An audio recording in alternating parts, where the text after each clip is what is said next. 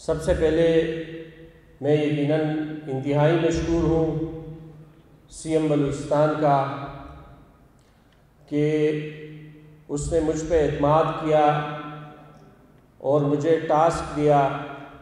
यकीनन एक challenging task था कि जो हेल्थ की मिनिस्ट्री है, हमारा जो हेल्थ केयर सिस्टम है, इसको आपने बेहतर करना है, इसमें सर्विस डिलीवरी को बेहतर करना है। और उस वक्त मेरा ख्याल ये था कि ये थोड़ा सा आउट ऑफ ऑर्डर हाउस है, इसको इन ऑर्डर करना होगा। मेरे ख्याल में इतनी ज़्यादा खराबियाँ नहीं होंगी, तो it would be quite easy to manage these all things. लेकिन जब मैंने चार्ज संभाला और विज़िट्स किए, it was my second visit, कि उस वक्त एक स्कफल हुआ था यहाँ पे पीएमसी में दो ग्रुपों के दरमियान, और हमने यहाँ पे विज़िट किया सीएम साहब के डायरेक्शंस पे। एंड आई वाज सरप्राइज कि इस हाल में स्टूडेंट्स मच्छरदानियों में सोए हुए थे। उनकी जो हालत थी मैं उनको बयान नहीं कर सकता, उनको अल्फाज में आप बयान कर ही नहीं सकते।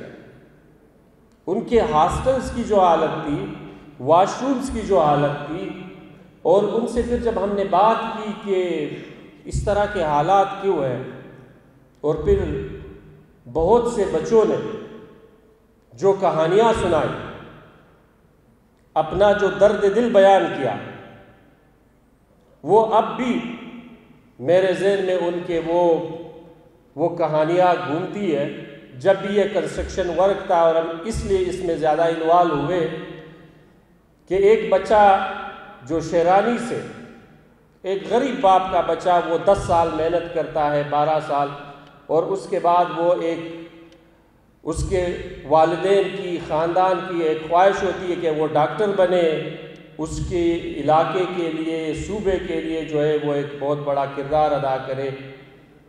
और जब वो डॉक्टर बनता है, वो मेडिकल सीट लेता है, तो उसके ज़हन में एक स्केच है कि मैं जिस मेडिकल कॉलेज में जा रहा हूँ, पता नहीं वहाँ पे क्या माहौल होगा, कितना बेहतरीन रेजिडेंस होगा, किस तरह की फैकल्टी मेंबर्स होंगे, और किस तरह का वहाँ पे फ़िज़िकल जो एक्टिविटीज़ है उनके लिए काम होगा। हॉस्पिटल में मुझे कौन सी फैसिलिटीज़ होगी जिससे मैं जो है एक हाईटेक प्रोफेशनल बन के पूरे बलूचिस्तान के लिए, पूरी दुनिया के लिए जो है अपना सर्विस प्रोवाइड कर सकूं। लेकिन जब वो यहाँ पे आता है तो वो मायूस हो यहाँ के हालात को देख के इस स्ट्रेस में चला जाता है कि जो मेरे ख़ानदान और मेरी फैमिली सोच रही है, और मैं एक गरीब का बच्चा हूँ, मैं डॉक्टर बनने जा रहा हूँ, और मुझे यहाँ पे कमरा लेने के लिए, एक रूम अलाट करने के लिए एक तगड़ी सिफारिश की ज़रूरत होगी। जब तक वो सिफारिश नहीं होगा तो मैं इस कॉलेज के प्रेमिसेस में नहीं रह सकता। और वो बच्चा ये अफोर्ड नहीं कर सकता कि वो बाहर किसी भी जगह में रहे। वो इस पे भी खुश है कि इस पैथेटिक कंडीशन में रहे, लेकिन इसके बावजूद यहाँ जो बिगड़ा हुआ निज़ाम है वो उसको वो कमरा अलाट करने के लिए उसको वो फैसिलिटी नहीं देता। जब मैंने पहला विज़िट किया, प्रिंसिपल साहब से ओवरऑल पूछा कि यहाँ पे कितने स्टूडेंट रहते हैं, तो प्रिंसिपल साहब खुद उस वक्त कंफ्यूज थे। मुझे कहा, सर सच बताऊं या आपको क्या बताऊं? मैंने कहा सच बताना है, जाहिर बात है हम यहाँ पे विज़िट के लिए आए हैं, यहाँ पे हो क्या रहा है, I need the exact situation, मुझे बताएं। स्टूडेंट से मैंने बहुत सी चीज़ें पूछ ली है। तो प्रिंसिपल साहब ने कहा, विज़िट के दौरान एक चीज़, जब हम मुख्तलिफ गर्ल्स हॉस्टल में, बॉयज़ हॉस्टल में हमने विज़िट की, एक चीज़ सरफेस हुई कि एक बच्चे से हमने पूछा कि बेटा आप किस ईयर में पढ़ रहे हैं? उसने कहा मैं तो किसी ईयर में नहीं पढ़ रहा, मैं CSS की तैयारी यहाँ पे कर रहा हूँ। तो आपका कोई भाई, कोई भतीजा, कोई भांजा पढ़ रहा है, नहीं, मुझे तो फला तंजीम वालों ने ये जगह दी।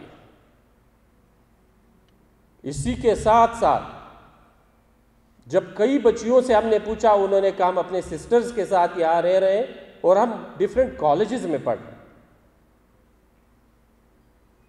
तो ये मेरे लिए यकीनन बड़ी सरप्राइजिंग बात थी। इस मेडिकल कॉलेज का रेजिडेंशियल एरिया एक मुसाफिर खाने से सरकम नहीं था। 4000 लोग रह रहे थे और यहाँ पे स्टूडेंट की तादाद सिर्फ 1876 थी, और इसमें से कोयटा वालों को माइनस किया गया था कि आप कोयटा वालों को, जो चूँकि वो यहाँ पे रहते हैं, उनको रेजिडेंस नहीं दिया जा सकता। और अलाटमेंट जिन तरीक़ों से होती थी, यहाँ पे फैकल्टी मेंबर्स और सारे लोग बैठे हैं, वो इस चीज़ के गवाह हैं। और ये सारी कहानी फिर मैंने जाके सीएम साहब को बताई कि this college need complete transformation in terms of structure, in terms of discipline। आज अगर हम बात करते हैं, मुझे यकीनन खुशी बहुत ज़्यादा हो रही है कि सीएम बलूचिस्तान की सपोर्ट से, चीफ सेक्रेटरी बलूचिस्तान की सपोर्ट से वी मेड इट। हम जिस तरीके से बनाना चाहते हैं, मैंने, लालजान साहब ने, हमारी टीम ने जो भी डिस्कशंस की कि इसको इस तरह बनना चाहिए, क्योंकि हमारे बच्चे और बच्चियां यहाँ पे पढ़ते हैं। इसका जो बड़ा इम्पैक्ट है, लोगों का तो ये ख्याल है कि रंग और रोगन का काम हो रहा है, और इसमें जो है मेरे ख्याल में लोग बहुत ज़्यादा पैसे बना रहे हैं, लेकिन लोगों को हिस्ट्री का पता नहीं है। आप जितनी भी बड़ी इंस्टीट्यूशंस है, जो इंटरनेशनली रिकग्नाइज्ड इंस्टीट्यूशंस हैं, आप हार्वर्ड को ले लें, आप ऑक्सफोर्ड को ले लें, आप MIT को ले लें, जो रिकग्नाइज्ड इंस्टीट्यूशन है, वो सिर्फ अपनी बिल्डिंग की वजह से नहीं है कि उनके बहुत बड़े बिल्डिंग्स हैं या वहाँ पे बहुत ही हाई क्वालिफाइड फैकल्टी मेंबर्स हैं, या इन टर्म्स ऑफ बुक्स वो नहीं है। उसमें जो एक इम्पॉर्टेंट चीज़ है वो है वहाँ का माहौल, जो एम्बियंस है, वो सबसे ज़्यादा मैटर करता है। कि वहाँ जो माहौल है वो आपको ग्रूम करता है, आपको सिखाता है कि आप लाइब्रेरी में किस तरह बैठेंगे, कैसे बिहेव करेंगे, कैसे पढ़ेंगे बग़ैर किसी स्ट्रेस के।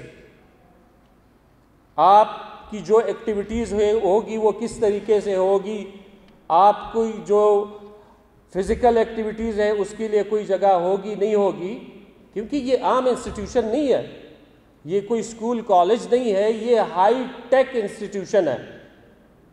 आप हाई टेक लोग प्रोड्यूस कर रहे हैं, हाई टेक जो लोग आप प्रोड्यूस कर रहे हैं, उसके लिए आपको ऐसे एम्बियंस की ज़रूरत है, ऐसे इन्वायरमेंट की ज़रूरत है।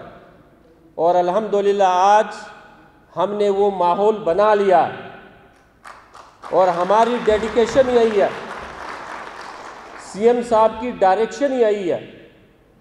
और उसका पहला जो कदम हमने लिया है, पहली मर्तबा मेरिट पे अलॉटमेंट हुई है, इसमें किसी को कोई शक नहीं होना चाहिए।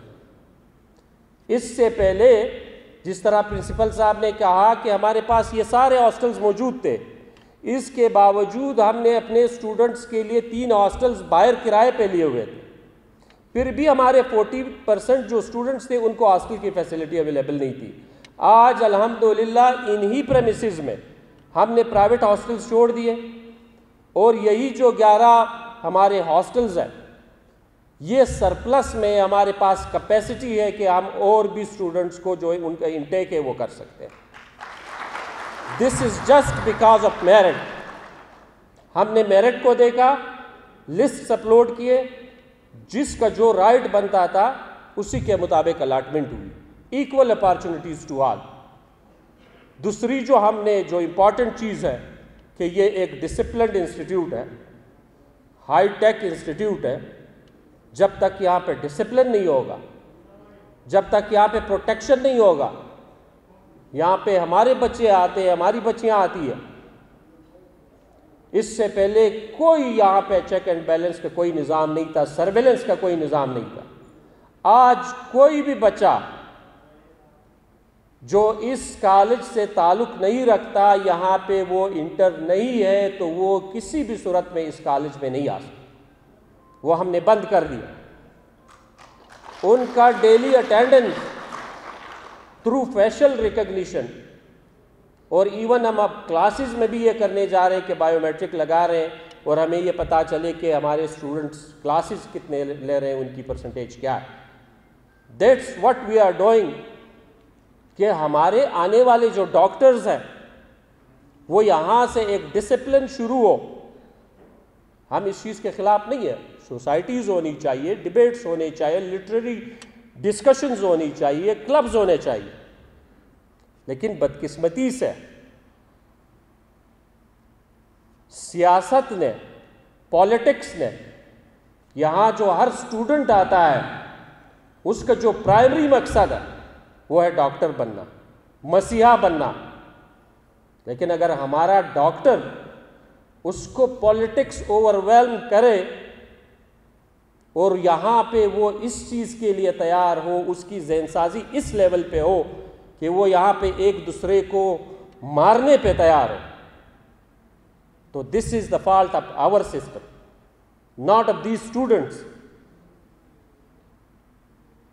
अब चूंकि मौजूदा हुकूमत मीर सरफराज बुगटी साहब की क़ियादत में कमिटेड है कि हमने हेल्थ सेक्टर्स में, चाहे वो एजुकेशनल इंस्टीट्यूट्स हो, इंशाल्लाह जल्द ही जो हमारा तुर्बत का कॉलेज है, Jhalawan medical college is going to resume.